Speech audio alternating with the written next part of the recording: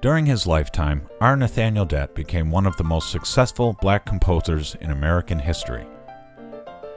Dett was born in Drummondville, Ontario, now Niagara Falls, Ontario, on October 11, 1882. He was the youngest of 4 children.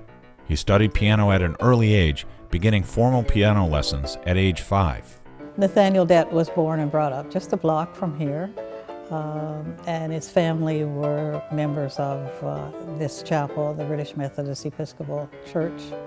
And his grandmother had come up in the 1850s following the passage of the Second Fugitive Slave Act. As a child, his mother encouraged him to memorize passages of Shakespeare, Longfellow, and Tennyson. As an adult, his music would popularize the folk traditions of the African American South on both sides of the Atlantic. As far as music was concerned, he much preferred to play music other than it was written, which is why I guess he went on to write so many musical selections. After moving to Niagara Falls, New York in 1893, Nathaniel continued his musical studies. He was graduated from Niagara Falls Collegiate Institute in Ontario, and from 1901 to 1903 studied piano with Oliver Willis Halstead in Lockport, New York. He also played piano regularly at the Cataract House, one of Niagara Falls, New York's downtown tourist hotels. While much of the music he played in the early years was by Europeans, he was already writing his own musical compositions by 1900. His talent won young Dett a place in the Oberlin Conservatory's class of 1908. He became the first black student to complete the 5-year course of the Bachelor of Music degree. Dett set about to create an art form based on African American music that would assist black Americans in assuming a position of equality in American society and culture. To do so, he needed to overcome prejudices in both black and white society. Magnolia Suite, published while he was at Lincoln, features Dett's own poetry in its depictions of aspects of black life in the South. Dett's most popular piano composition was Juba Dance, written in 1913.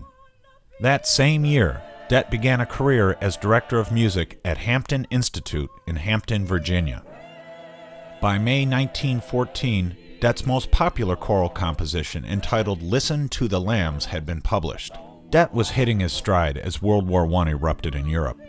In 1915, his hometown newspaper commented, "Our Nathaniel Dett, one of Niagara's most distinguished sons, returned home Tuesday night not only as a pianist of first rank, but as a scholar of music and literature." As a composer, he faced resistance from publishers reluctant to publish African American music, despite recommendations from Walter Damrosch, conductor of the New York Symphony Orchestra. By 1916, Dett had become a major African American composer, performer, and educator. That year, he married Helen Elise Smith, the first black graduate from what is today called the Juilliard School of Performing Arts. The couple had 2 daughters, and the new father continued a heavy schedule of teaching and other responsibilities at Hampton. He also pursued his own studies, including work at Harvard, where in 1921 he won the Francis Boot Award. Critics compared the choir's performance to the best of the English touring choirs, and likened Dett's conducting to that of the famed conductor of the Philadelphia Orchestra and NBC Symphony, Leopold Stokowski. The choir's rise to fame continued as they went on to perform at Carnegie Hall in 1928 and on to the White House to perform for President Hoover in 1930. Recognizing both his musicianship and his teaching, Hampton College appointed Dett director of its newly organized School of Music in 1928.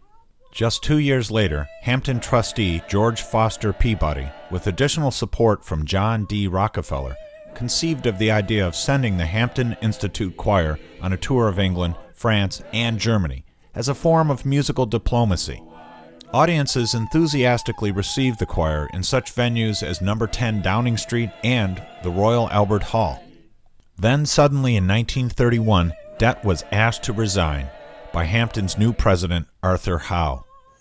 Nathaniel Dett certainly was a master and an artiste, And so I think it must have been, he must have been, had difficulty dealing with it. And this is what, when you're reading of his life, he was always into some slight skirmish with someone in authority. So I think he led his life, the gospel according to Nathaniel Dett. He had a mind of his own, and he did things according to the way he wanted to do them, whether it was against the principles of whatever institute he was working with.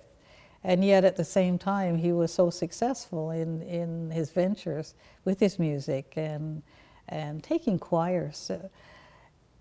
I just never thought of black people going to Europe, even in a choir back in the 1920s and 30s, and yet he took several choirs to the courts of Europe and was well received.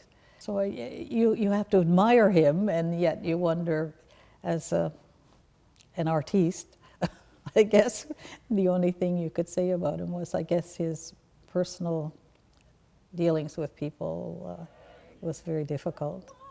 Innuendo circulated on the campus that Dett was considered insubordinate, but no explanation for the requested resignation was ever offered. Dett negotiated a leave of absence that allowed him to enroll in Rochester's Eastman School of Music to finish his Master of Music degree.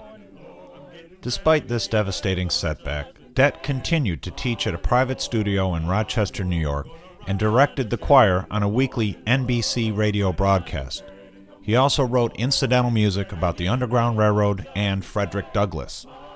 After a teaching and conducting stint at Bennett College, a small school for women in Greensboro, North Carolina, from 1937 to 1942, Dett returned to Rochester, where he taught, lectured, and served as an organist at St. Simon's Episcopal Church. Responding to the nation's needs in 1943, he joined the USO as musical advisor and traveled to Battle Creek, Michigan. There he directed activities of the USO Club. He was an outstanding man through during that time. You know, he had interesting positions which were quite prestigious for a black man in the 1920s and 30s, and even up to his final job in the 40s. For a black man to be head of the USO in music for the entire Eastern Seaboard, that was quite a prestigious position for a black man. Then, on October 2nd, 1943, R. Nathaniel Dett suffered a heart attack and died. After his funeral in Rochester and memorial services around the country, R. Nathaniel Dett was laid to rest at Fairview Cemetery in Niagara Falls, Ontario. R. Nathaniel Dett left behind a legacy of art and music that is performed around the world to this day. He never let the biases of his contemporaries cloud his vision of creating music that would allow African Americans to take pride in their heritage.